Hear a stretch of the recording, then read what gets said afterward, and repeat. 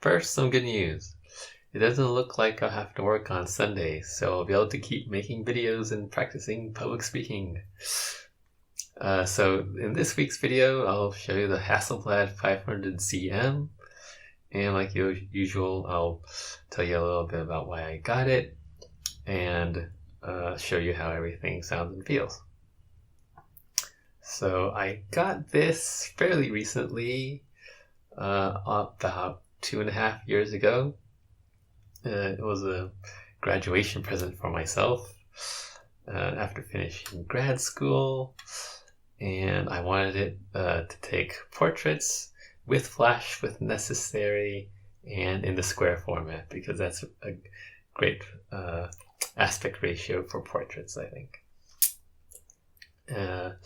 I've only gotten telephoto lenses aside from the standard lens, so I've got the 150 and the 250. And I went with the black lenses because the chrome ones, just too much chrome, I think. Just personal preference. So I like the black ones. Overall, I've been happy with the camera.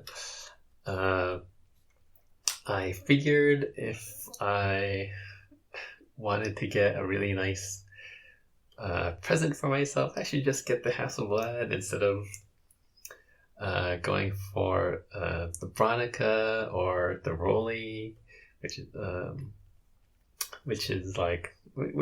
are like really good cameras also, but as far as like a nice present goes for yourself, you can't beat the Hasselblad. As far as the camera goes, the size and weight is pretty hefty and kind of big compared to any 35mm camera, but it's basically the same size as a 645 SLR, and it's about the same size as the Rolleiflex. Sort of like has the same 6x6 sort of size to it, so it's really not that big, really. As long as you have the standard lens on it, especially with the older C lenses. So it's really not that huge, and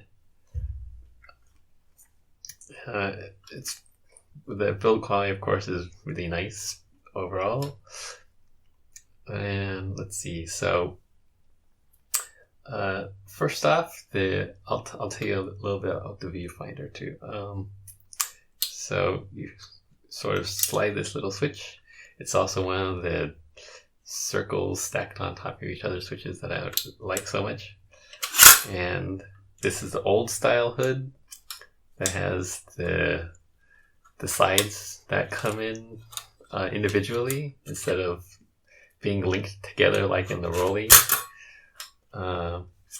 The later Hasselblad viewfinders, waist level viewfinders, they have the pinching kind that sort of collapses in on itself. But this one has the individual blades. As far as doing portraits is concerned, the waist level viewfinder actually isn't that great. Just because I'm kind of, on the sort of short size, short height, like 5'8", and a lot of the times when I'm sort of looking down into the viewfinder, I'm just way too low relative to the subject's face. So you have problems with just being, a little bit too low and just getting lots of nostrils in your shot. And you have to constantly tell people to put their chin down and things like that. But it's It's compact. It folds away, of course, nice and small, so it's easy to take around in a bag. But if you're going to be doing mainly portraits, I would recommend getting a prism finder. This is the, I think it was the NC2 finder. I think that's what it was called. This is the 45 degree prism. And these are pretty cheap. So if you're going to do lots of portraits, you should pick one up. Especially if you're doing it with the long telephoto lenses. If you're just doing portraits with the standard lens, you don't need it, I would say. The brightness of the viewfinder, this isn't the acute matte finder. This is just the older version, but this older one is pretty good. It's pretty bright. It's basically as bright as this the stock screen in the Rolleiflex 3.5 that I had, but the illumination is more even. With the standard lens, there's no vignetting. Maybe you can see that. There's no vignetting. But if you put on the 250, there's like a hard line of vignetting at the very top. With the 150, there's just like a tiny bit of vignetting. So it's not, you don't really notice it, but it's there. Focusing wise, it's pretty easy to focus. There's plenty of contrast to make it nice and snappy. And let's see, what else can I say about the viewfinder? It's 100%, which is nice. I think it's 100%, something like that anyway.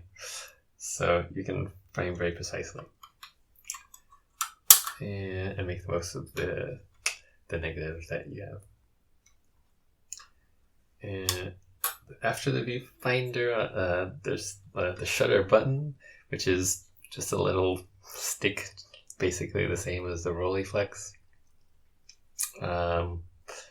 I guess it could be improved with a mini soft release, and it sort of feels the same as the Rolleiflex. It has this sort of springy first stage, and then it's firmer in the second stage when you finally press down to trip the shutter. Probably one of the most annoying things about the Hasselblad is that it doesn't have an instant return mirror. The 500C that came out in, I think, 57, and this 500CM came out in 1970. For such a comparatively recent camera from 1970, it's kind of weird that it doesn't have an instant return mirror, but that's pretty common in 6x6 SLRs. I think the first SLR with the instant return mirror was one of the Asahi Flexes. That was like in the mid-50s. And before that, things like Exactas and Mirandas, they didn't have instant return mirrors like this. So it's kind of annoying. But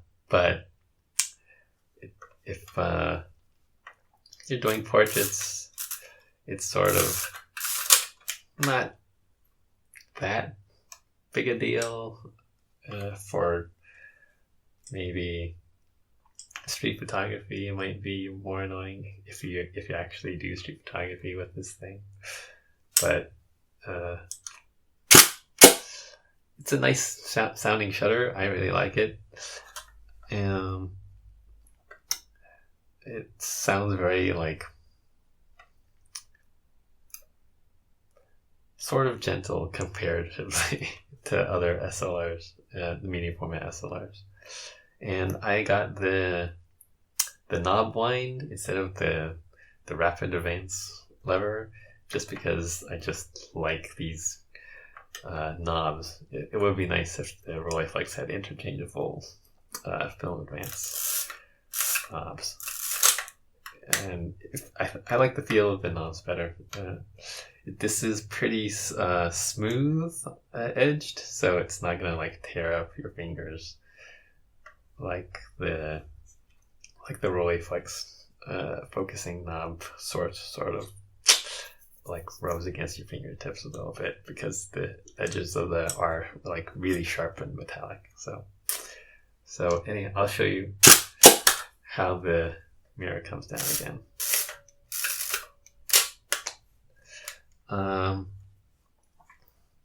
Let's see, the next thing I guess I'll show you is the lens.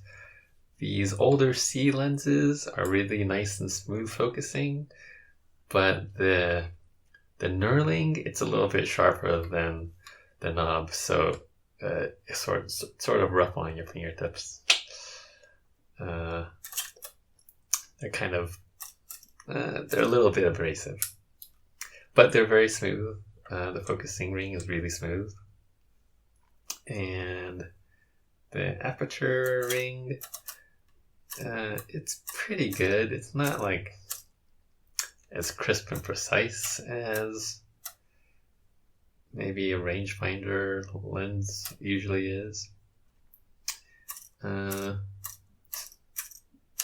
little bit wiggly, and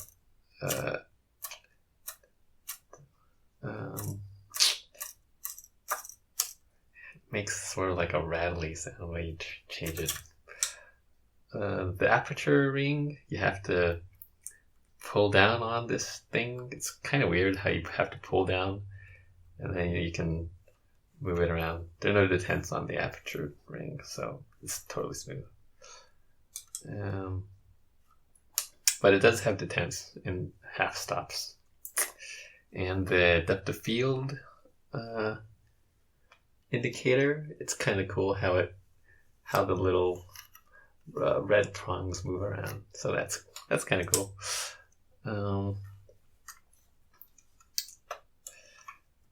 I think overall the later lenses have a nicer feel to it, and they have less things sort of sticking out, like the self-timer and the whatever levers and all these doohickeys that I never use, that I don't really remember what they were. But the earlier C lenses are cool just because they have that scalloped knurling on the rings. Aside from that, let's see, all the other little dials and things are pretty nice and precise. So, gotta put in the dark side to take off the back. But this little switch is really nice and springy and firm. And to take out the insert, it has this sort of nice springy lever. Turn it. It's sort of like has a good feel to it. And so putting it back into the housing can be a little bit tricky once in a while. Sometimes it sort of doesn't want to engage properly or whatever, so you just have to sort of wiggle it around. And the crank to advance the film inside the back to sort of bring it up to the first shot. I like how ratchety and nice it feels. So I'm really enjoy just the precise mechanical watch-like feel of it. Let's see, and then you put it on the back, lining up the feet again. It's a little bit finicky just to sort of seat it properly, I guess, but make sure to push the switch to the side when you put it back on. Did I get it right? Nope, I did not get it right. Oh, I need to put it in the dark slide in all the way again. That's why all these interlocks. So, okay. So, that's pretty much it for this camera. There's not a whole lot to like. It's a really simple camera, basically, but there's no meter, there's no motor wind. You can get a metered prism for it, 90 degree or 45 degree, one of the later ones. But wait, I don't think. Never mind about that. Okay, whatever. But anyhow, I guess I can show you a little bit about the lenses. The 150 can focus to 1.4 meters. Yeah, 1.4 meters. And this will get you a head and shoulders photo, like down here. And then with the head centered, you would get, basically like this. To get a little bit closer, you'll need the 21 millimeter extension tube or the Proxar 1M, and the same thing with the 250. To get like sort of a head and shoulders shot, you can just go with minimum focus, and then to get a really tight sort of face shot or a headshot in that range, you'll need the 21 millimeter extension tube or the Proxar 1M. That's it. That's all I have to say. So, nice quick video. If you have any questions about it, just ask me in the comments. If you were thinking about getting another 6x6 SLR, I would say, just to save money, I would say you definitely do not need a Hasselblad, because all of them are really like nice feeling. I've been able to go to camera shows and camera shops and play with the Bronica SQ-AI, the Kowa 66, the Rolly SL66, the Rolleiflex SL66, the Bronica ECTL and S2A. I haven't been able to play with the Bronica Z or D yet, but I really want to because they look so cool. What other 6x6 SLRs were there? I got my brother a Rolly 6008 Integral. I recommend those too. Those are really nice.